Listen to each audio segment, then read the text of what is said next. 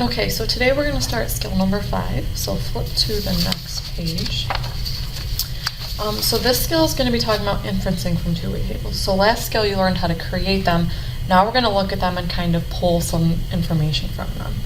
So if you read the first question, it says, in some states, all passengers in a vehicle are required to wear a seatbelt when the vehicle is in motion.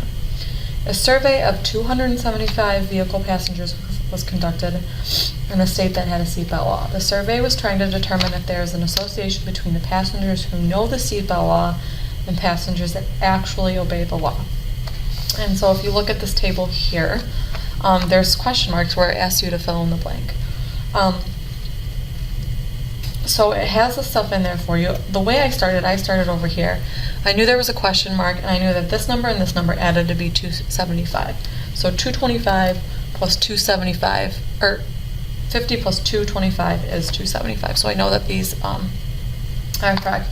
Then I looked here. I know that this plus this had to equal 225, so that led me to find what 95 was. And then I know that 15 plus this number has to equal 50, so that must be 35 there. Okay, so then it says find all the missing values, which we did. You can check that off. Use the data from the table to draw two different conclusions. So when I say drawing conclusions in inferencing, I don't mean tell me what's in the table. I can see what's in the table. So don't tell me information that is obvious. I want you to look at the information and compare it with the totals, or tell me what's happening. Make some conclusions from it. So one conclusion we can draw from this table is that most people wear a seatbelt that know the law. So the people that know the law so this would be the yes column. They know the seatbelt law. A majority of people actually do wear their seatbelt, even if they know the law. So that would be a conclusion. Another conclusion might be a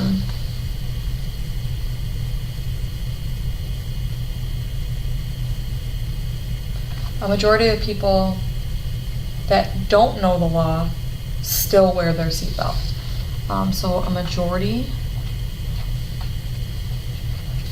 of people that don't know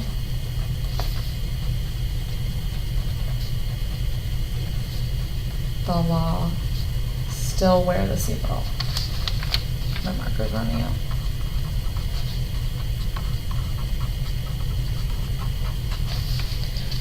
So that says wear seatbelt. Still wear their seatbelt. So even if they don't know the law, they still wear their seatbelt.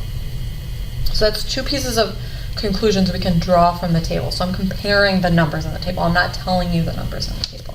So your conclusions shouldn't have any numbers in them, unless you're talking about percentages or anything like that. You should just talk about majority or compare the numbers in the table.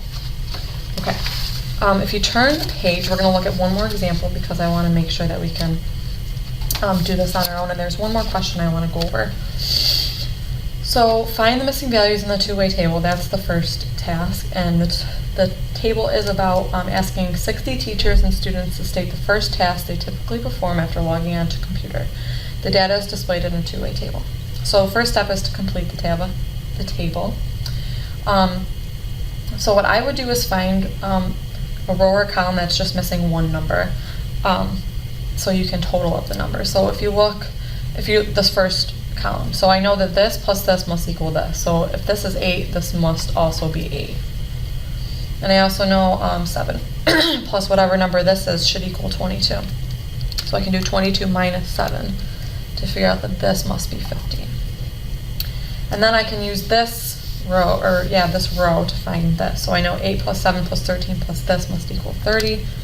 So 8 plus 7 plus 13, that equals 28. 30 minus 28 equals 2. So that must be 2. And then, let's see, 8 plus 15 plus 4 equals 27. So 27 plus 3 equals 30. And then I can find the total of this column. 2 plus 3 is just 5. And I can double check this. So I should have 16 plus 22 plus 17 plus 5 and that should equal 60, which it does, so we're all good there. So we filled in the tables, that was the first battle. Now it says using the information from the survey, determine if the following statements are true or false. If the statement is true, give evidence from the table to explain why. If the statement is false, explain why and correct the statement. So the first one says a majority of teachers surf the social websites like Facebook or Twitter when they first log onto a computer. So I'm going to look at the row of teachers. It says a majority of the teachers surf social websites. So that would be this box. Is this the majority of this whole row? No, a majority of people actually check online news. So this is going to be false. And to correct it, we can say a majority of teachers check the news. So that would be the corrected statement. The next statement says the same number of students and teachers check their email when they first log onto the computer. So if you look at the check email column, it says the same number. So the same number of teachers and students do check their email first. So this would be true. And teachers that check email, so we're giving evidence. My marker's running out again. I gotta get better markers. And students that check email is also 8. So they're the same. The next one says, and the most important one I wanted to talk about in this example, if there are a total of 540 students in the school, how many would you expect to check online news when they first log into the computer? So our table only looks at how many students, so we're doing 60 teachers and students total. We want to figure out a total of 540 students. So here we only have 30 students. So how many multiples of 30 are there in 540? Well, the easy way to find that out is to take 540 and divide it by 3. Or 30, divided by 30.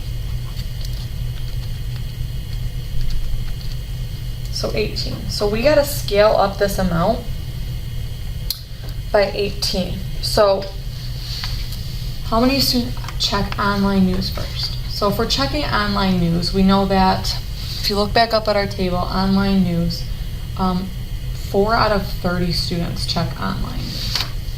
So if we look at that fraction, 4 out of 30 check the online news, and we want to figure out how many students out of 540 check their emails.